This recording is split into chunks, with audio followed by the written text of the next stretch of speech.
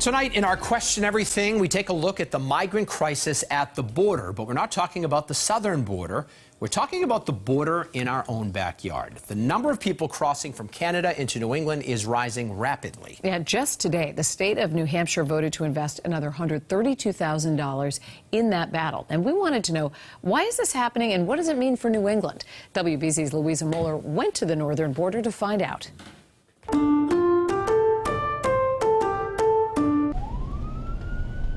It was lights and speed for Border Patrol agents headed to the line between Vermont and Canada. Hey, partner, there's a white van that just came down this way, and he's heading back up. It looks like he's heading towards 114. We saw agents arresting a Lithuanian national, the man detected by a sensor in the woods. That's where he crossed. One agent took a picture of his shoe, a piece of evidence that could prove he illegally crossed the border. It was a flood we had not seen before. It was an exponential shift, something we were not expecting, and it just it hit us hard. This is the new reality for agents in the Swanton sector. 295 miles of tough and varying border terrain across 5 northeastern counties of New York, all of Vermont, and New Hampshire.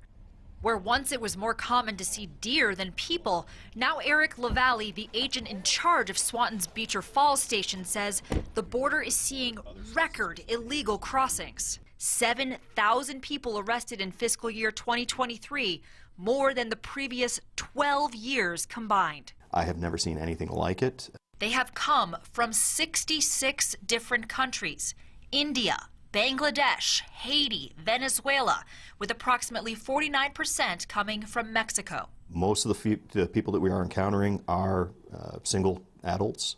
Single adults, mostly men? Mostly men. And Eric says most of the people who come are involved in smuggling.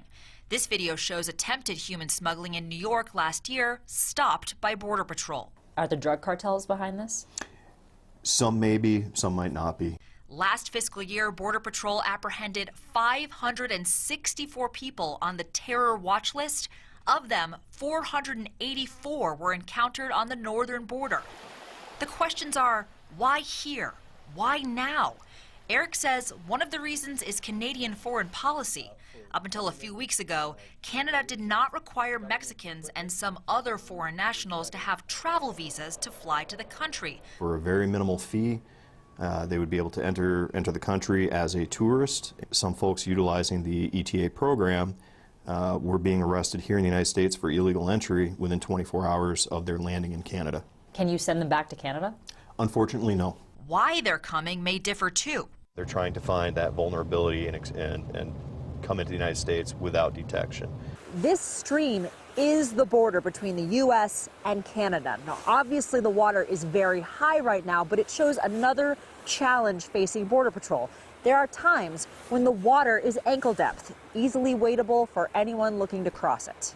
Border Patrol covered the vast expanse with unattended ground sensors, drones, patrols. They also rely on calls from locals. Whether or not we see absolutely everything, I can't know what I don't know. We're going to go ahead and get their biometrics. We're going to get their fingerprints. We're going to get the iris scans.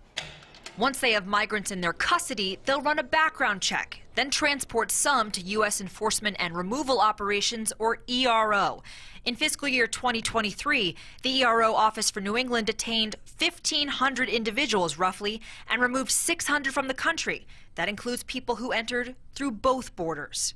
Somebody can drive in, pick up, and then depart the area. The journey from mountains to snow-covered roads may not always end in a Border Patrol sally port, but it is fraught with danger. Last fiscal year, Swanton sector had 10 individuals that we know of that died while attempting to enter the United States illegally. It included drownings, hypothermia. And the job for agents is also growing increasingly risky. We have seen some of the smugglers, when they're attempting to run ramming Border Patrol vehicles, it may just be a matter of time before we do face some serious repercussions and serious issues.